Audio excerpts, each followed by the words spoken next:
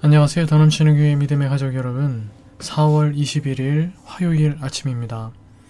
평탄한 길 또는 성공을 향해 달려가던 발걸음이 멈춰서고 인생의 막다른 길에 서 보았던 경험이 혹시 있으신가요? 아니면 지금 바로 그 길에 서 계신 분이 있으십니까? 오늘 야곱은 도망치던 중 가장 비참한 곳에서 가장 초라한 모습으로 하나님을 만났습니다. 여러분의 그 막다른 길이 사실은 하나님의 집 베델로 들어가는 현관문이라는 사실을 오늘 말씀을 통해 꼭 확인하시며 야곱처럼 하나님 앞에 그의 모든 삶을 믿음으로 의탁하며 나아가실 수 있는 우리 믿음의 가족들이 되실 수 있기를 바라겠습니다. 오늘 바로 그와 같은 말씀이 담겨져 있는 창세기 28장 1절에서 22절의 말씀을 함께 묵상하도록 하시겠습니다. 오늘 본문의 말씀을 이 영상을 잠시 멈춤해 두시고 먼저 개인적으로 읽어 주시기를 바랍니다.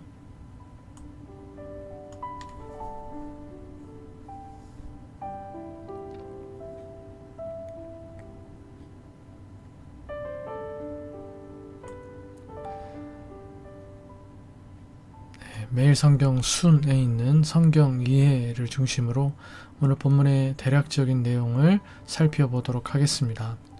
야곱이 삼촌 라반의 집으로 떠날 때 이삭은 야곱을 불러 당부하고 축복하며 그를 언약의 공식 계승자로 확증합니다. 에서가 뒤늦게 부모의 눈치를 살피며 만회를 시도하지만 은혜 물줄기는 이미 야곱에게로 흐르고 있었습니다.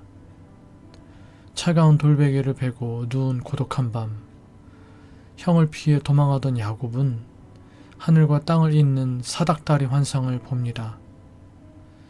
스스로 복을 쟁취하려 아등바등했던 야심과 야곱은 도망자 신세로 노숙하던 낮은 자리에서 비로소 내가 너와 함께하겠다는 하나님의 압도적인 선언을 듣습니다. 엄마와 함께 벌였던 야곱의 사기극이 하나님이 연출하시는 드라마로 바뀌는 순간입니다. 야곱은 그 장소를 베델, 하나님의 집이라 명명합니다. 그리고 자신의 생전과 미래를 오직 하나님께 의탁하며 하나님을 모시겠다는 서원을 올려드립니다. 오늘 본문의 말씀을 통해서 먼저 하나님은 어떤 분이신지를 살펴보며 말씀의 은혜를 나눠보겠습니다. 1절에서 5절, 생육하고 번성하라는 창조 언약과 자손과 땅을 차지하게 하실 것이라는 아브라함의 언약이 이삭을 통해 야곱에게 전수되게 하십니다. 어그러지고 왜곡된 과정에도 불구하고 야곱을 언약의 상속자로 세우게 하시고 그를 통해 이스라엘 백성을 일으킬 계획을 하나님께서 이루어 가시는 것입니다. 사람이 다 망쳐놓은 것 같아도 하나님은 결국 하나님의 뜻을 이루어 가시는 분이심을 깨달을 수 있습니다. 오늘 우리의 배경과 과거가, 오늘 우리의 삶이 정돈되어 있지 않아도, 내가 다 망쳐놓은 것 같아도 하나님이 세우신 언약은 여전히 유효하다는 사실이 우리에게 하나님이 주시는 큰 위로가 될 뿐만 아니라 한편으로는 책임감을 심어줍니다. 하나님의 위로와 또 우리에게 주어진 책임감들을 가지고 우리에게 약속해 두신 그 언약을 우리 편에서 이루어할 것들을 위하여 최선을 다하실 수 있는 저 여러분 다 되실 수 있기를 간절히 소망합니다. 10절에서 22절, 야곱은 두려움에 쫓겨 도망쳤지만 하나님은 그 험한 길목에서 이미 그를 기다리고 계셨습니다. 인생에서 가장 절망적인 순간, 길에서 돌을 베개 삼아 잠든 야곱에게 하나님은 하늘까지 닿는 사닥다리와 그곳을 오르내리는 천사들과 그 위에 서 계시는 하나님 자신을 보여주십니다. 그리고 아브라함과 이삭에게 주신 땅과 후손에 대한 언약을 다시금 들려주시며 야곱을 지켜 이 땅으로 다시 돌아오게 하겠다고 약속하십니다. 또한 야곱이 다시 이 베델로 돌아오는 그날까지 하나님께서 동행하시고 지켜주시겠다고 약속하십니다. 속임수와 도피 끝에 홀로 남은 야곱에게 언약의 하나님, 소망의 하나님, 임마누엘의 하나님으로 그를 찾아가신 것입니다. 우리의 가장 불안한 밤, 가장 외로운 길 위에 있을 때 하나님은 하늘에서 내려오셔서 우리와 함께 하시며 우리를 떠나지 않고 지키십니다. 아멘. 그러니 인생의 계획이 무너지는 것 같고 홀로 광야에 벌어진 듯한 막막함이 찾아와도 절망하지 맙시다. 과거에 대한 실패감과 미래에 대한 막막함이 있더라도 절망하지 마시기 바랍니다. 우리가 힘없이 주저앉은 그 자리가 역설적으로 하나님께서 가장 가까이 다가오시는 베델, 하나님의 집이 됩니다. 요한복음 1장 51절 또 이르시되 진실로 진실로 너희에게 이르노니 하늘이 열리고 하나님의 사자들이 인자 위에 오르락 내리락 하는 것을 보리라 하시니라. 이 말씀은 예수님께서 빌립과 나다나엘을 제자로 부르시며 자신의 존재됨에 대해 하셨던 말씀입니다. 사랑하는 믿음의 가족 여러분, 야곱이 베델에서 본 그 환상처럼 우리에게도 실패와 절망과 고통, 삶의 무거운 짐에 허덕이는 우리에게도 하늘과 땅을 잇는 완전한 계시요, 새 베델이요, 새 성전이신 예수님이 계심을 믿으시기 바랍니다. 예수님께서 매 순간 우리와 함께 해주시고 계시고 동행하여 주심을 여러분 확신하시기 바랍니다. 그분 안에서 늘 소망과 평강이 가득한 복된 삶을 사시는 그분의 인도하심 따라 형통의 길로 나아가시는 모든 믿음의 가족 여러분들 다 되실 수 있기를 주님의 이름으로 축복해 드리겠습니다. 더불어 인간적인 지혜와 계략과 눈에 보이는 자원으로 스스로 자기 인생을 만들려는, 내 인생을 만들어 나가려는 노력을 내려놓으시기 바랍니다. 그런 노력은 야곱처럼 뜻하지 않는 방랑의 삶을 살게 합니다. 우리 인생의 진짜 주인이 되시는 하나님께 모든 결정권을 드리시기 바랍니다. 하나님께서 끈질긴 임마누엘의 사랑으로 우리와 함께 하실 것입니다. 오늘 본문을 통해 하나님께서 나에게 주시는 교훈은 무엇인지 살펴보며 말씀의 은혜를 나눠보겠습니다. 1절에서 5절 아브라함은 이삭을 결혼시키기 위하여 이삭이 아니라 자신의 종 엘리에셀을 보냈습니다. 이삭으로 하여금 약속의 땅을 떠나지 않도록 한 것입니다. 아버지의 이러한 결정과 또 처리로 이삭 자신은 약속의 땅을 떠나지도 않고 오직 하나님만 의지하며 배우자를 얻습니다. 하지만 야곱에겐 자손과 땅의 축복을 주면서도 약속의 땅을 떠나 밧단 아람으로 가게 했습니다. 물론 형 에서의 칼날이 혹시 야곱을 죽일까 염려한 행동이었을지는 모르지만 아버지 아브라함과 아버지가 된 이삭 자신의 결정이 얼마나 다른 열매를 맺게 될지, 아들 야곱으로 하여금 약속의 땅을 떠나게 한 아버지 이삭의 결정이 아들에게 오랜 시간 험악한 세월을 살게 하리라고는 생각하지 못했을 것입니다.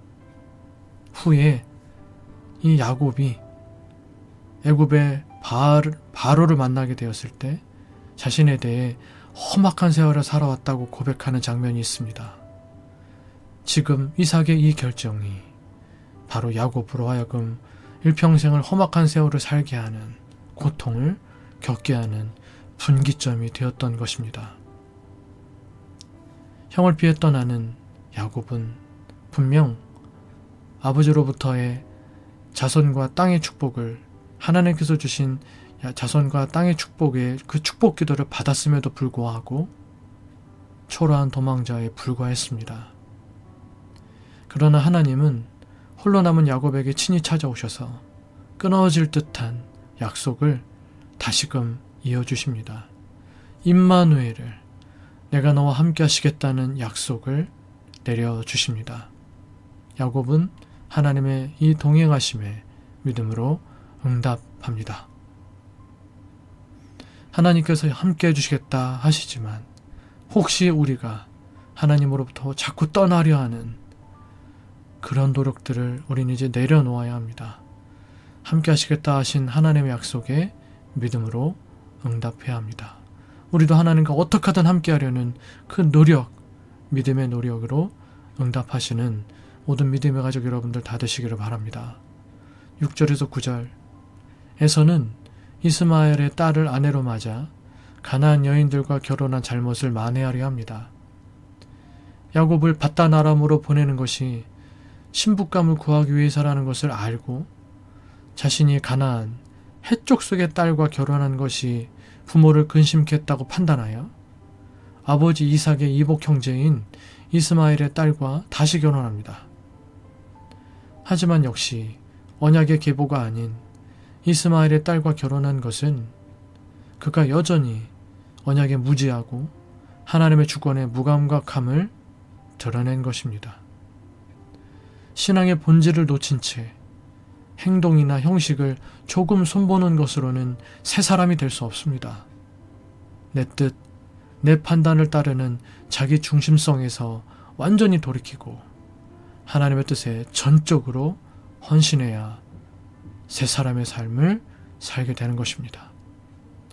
16절에서 22절 하나님의 임재를 경험한 야곱은 그곳을 하나님의 전이요 하늘로 통하는 문이라고 고백하고 성전 기둥을 세우듯 베개로 쓰던 돌을 세워 그것을 베델이라고 부릅니다. 베델에서 하나님과 만난 이 사건은 앞으로 그의 삶 전체를 지탱하는 기둥이 될 것입니다.